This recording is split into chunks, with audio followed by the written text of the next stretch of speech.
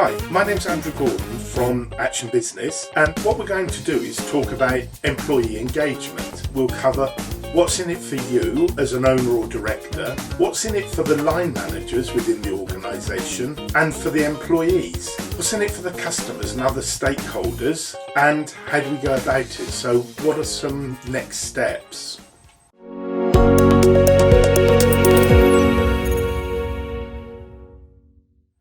Let's start with a working definition for employee engagement.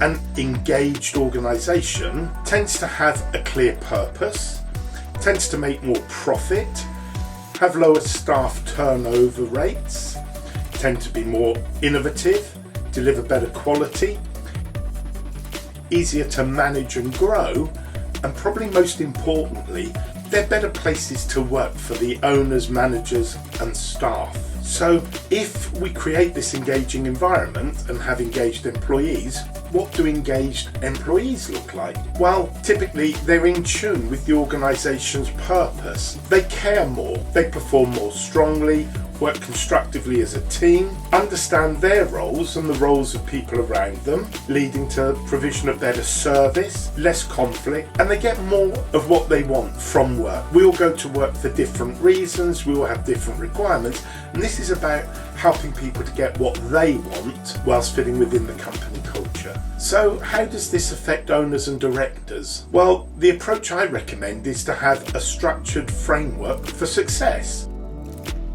And this starts with an engaged purpose, vision, mission, values, leading to engaged owners with engaged leaders and managers, engaged employees, engaged individuals and engaged customers. So this structure and framework for success then leads to achievement of business and personal goals and an easier and more enjoyable, fulfilling work experience for the owners or directors. What about the line managers?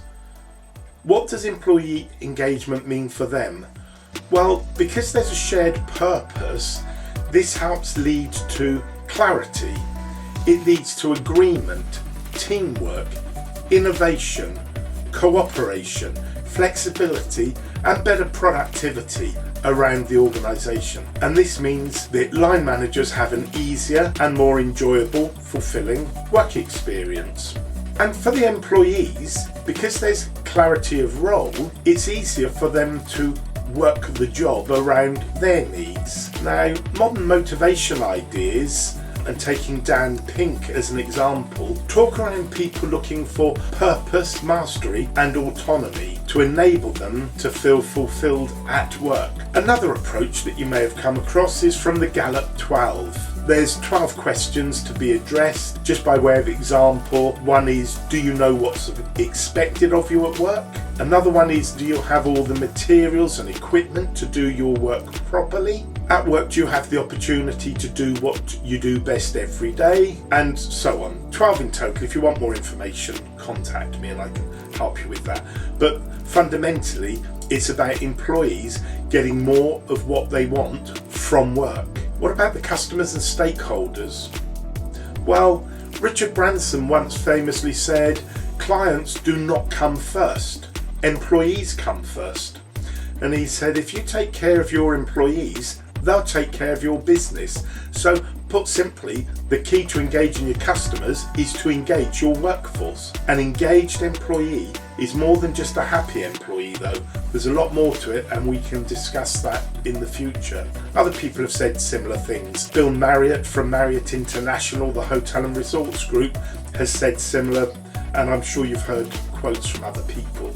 So if you look after your workforce, they look after your business and your customers and all other stakeholders. So how do you move further towards engagement within your organisation? What are the next steps? Well, my starting point is to recommend what can't be measured, can't be managed, and so I start with the diagnosis before the prognosis, and I use a tool called Engagement Multiplier, and that enables me to start with an anonymous, confidential survey which gets the discussion started and begins to collect information, enables you to communicate across the organisation and start building this more engaging and engaged environment. But a couple of points here. What doesn't work? Well, my experience shows that what doesn't work is compulsion or duress, forcing people to do the survey. You have to sell them the benefits of the survey and encourage them. What we don't want is managers encouraging good results, artificial results. You need to fill this in this particular way. We all want to look good, don't we? Lack of anonymity and confidentiality makes people hold back. And what you really want is the truth. You want to understand what changes you should be making. Mischievous use of data. If you give the wrong data to the wrong people, they're going to try and figure out, I reckon this person said that, I reckon that person said that, and it damages the anonymity and confidentiality. Fear of change. Explain the process that you're about to embark on without making huge promises, so that you can alleviate the fear of change. All the change will be changes for the better in a consensual way across the business. Failing to act on results. You run a survey, you set expectations, then you do nothing. No one's going to participate in the future. So what does work? Well, you encourage participation.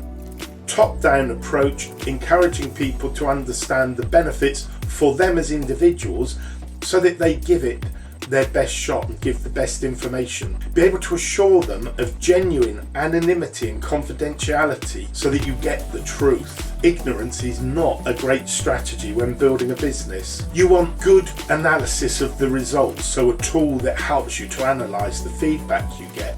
Encourage qualitative comments as well. Get people to put text comments in, suggestions for ways to improve. What can we do to make this better? What can we do to make customer experience better? Let them give their ideas and then act on the appropriate ones. We need a manageable process leading to action and results. Have a plan, understand what the process is, understand how you're going to build momentum and keep this process going. Feedback.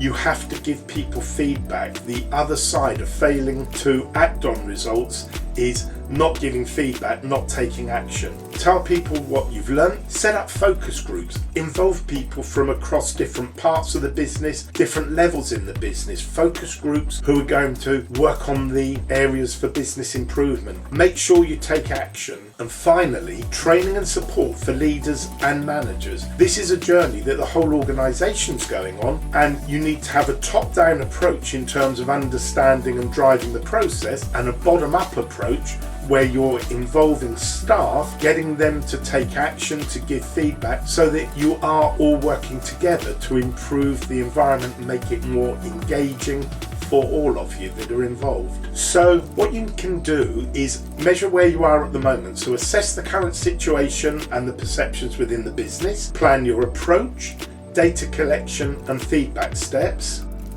gather data to test perceptions and gain input, provide feedback across the company, implement recommended changes and repeat.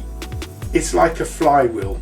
Get the momentum going and keep it going as you improve and grow your business, and frankly make it a far more interesting and fun place for you as the owner and director.